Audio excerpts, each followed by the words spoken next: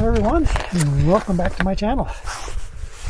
Today we're going to do a little step back in the time machine. I'm going to ski a set of Julie skis today. It's a set of Karhu Odysseys, and they're pretty much old school. It's a 67, 55, 60 cross-country ski, pretty darn straight, highly cambered, and she's had these for a long time. These are one of her favorite sets of skis. She likes to ski them in that Game Creek.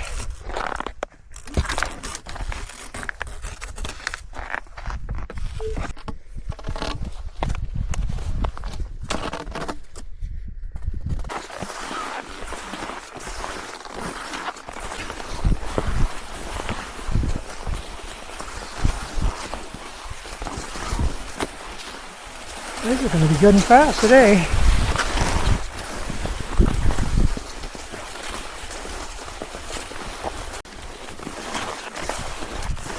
I'm surprised to see people walking this.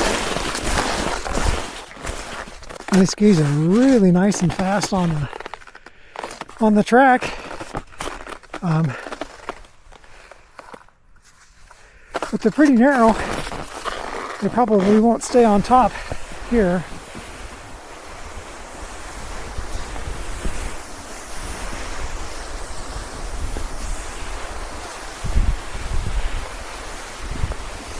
When you're skiing a highly cambered ski like this, making turns can be a little more difficult. As long as the snow conditions are ideal like they are today, it worked pretty good. You don't have as good a grip as the Fisher system, but they do glide pretty well.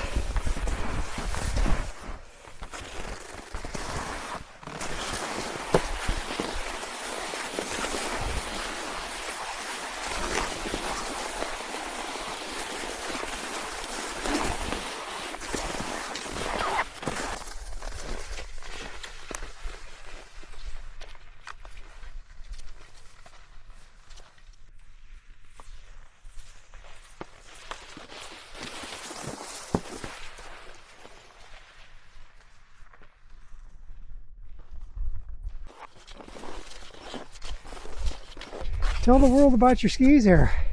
These are just different skis. For deeper snow, these are better. Oh. Those, not so much. I mean, I used them like that for a long time.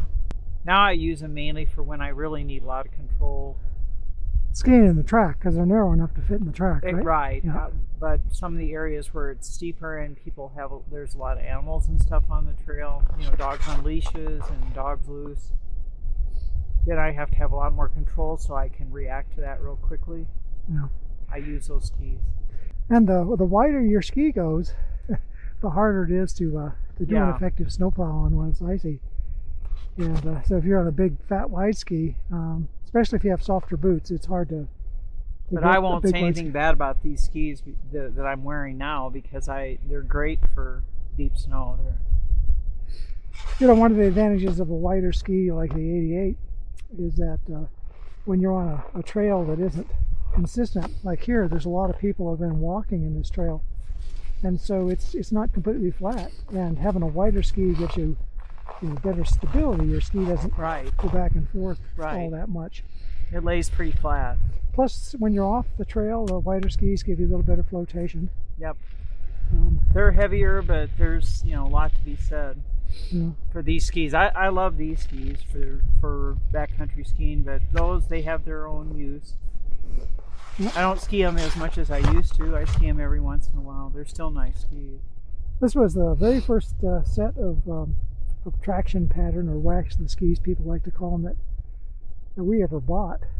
Yeah, well, the reason we had those down here is because they fit a lot of sense. I could use them for track ski. I could use them for backcountry. Not perfectly in any of it, but good enough in all of it. Anyway, I like them, so don't break them.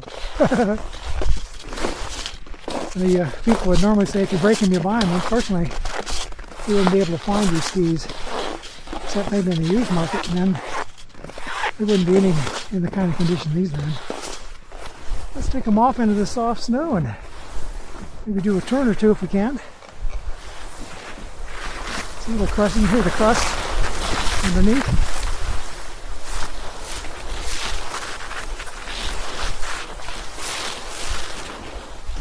This is a south-facing slope. So there's a little crust on top. Skiing these skinny skis in deep soft snow takes a little different technique than the modern wider skis with more side cut. So you have to ski with finesse, as they say.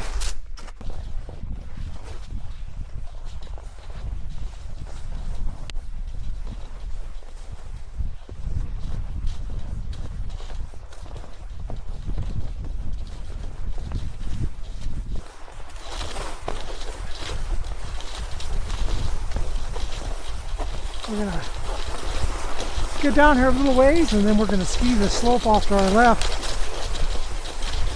But we're going to wait until it opens up a little bit.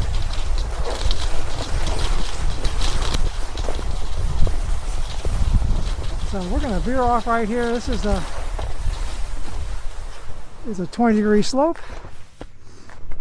And I think what I'll do is I'll reposition the camera to give you a little bit better angle.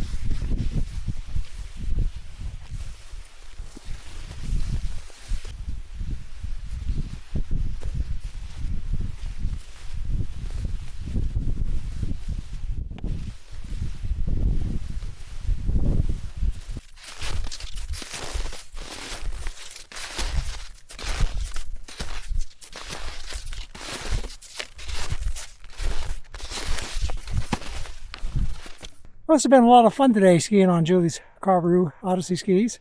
It really takes me back with my muscle memory. Actually, for those of you who've just tuned into my channel the last few years, you probably see me skiing modern skis with modern plastic boots and very supportive leather boots. And skis that are really more inclined for downhill skiing than they are for cross-country skiing. But I spent most of my life skiing on pretty skinny Telmark skis. And I also skied Europa 77s and Fisher Europa 99s for many, many decades, just with lightweight boots with 3-pin bindings. If you spend most of your time skiing active systems and plastic boots, downhill skis and hard wires and cables and really supportive stuff for cross-country downhill, you tend to lose your skill set. This is really going back to the basics, going back to the beginning of the way I learned to ski with pretty lightweight leather boots and reasonably skinny skis. It can be a lot of fun, and I know I've lost some of my skill set on it. I think I'll go ahead and set this camera up in the GoPro mode and have it on the front of my chest, and we'll ski down this slope right over here.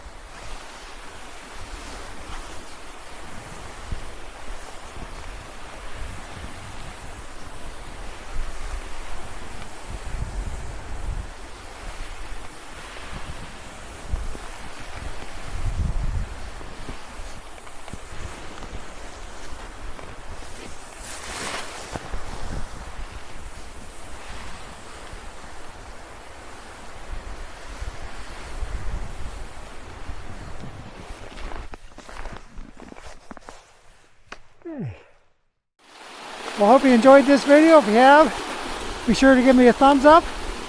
Until next time, be safe, be kind, and be sure to have fun.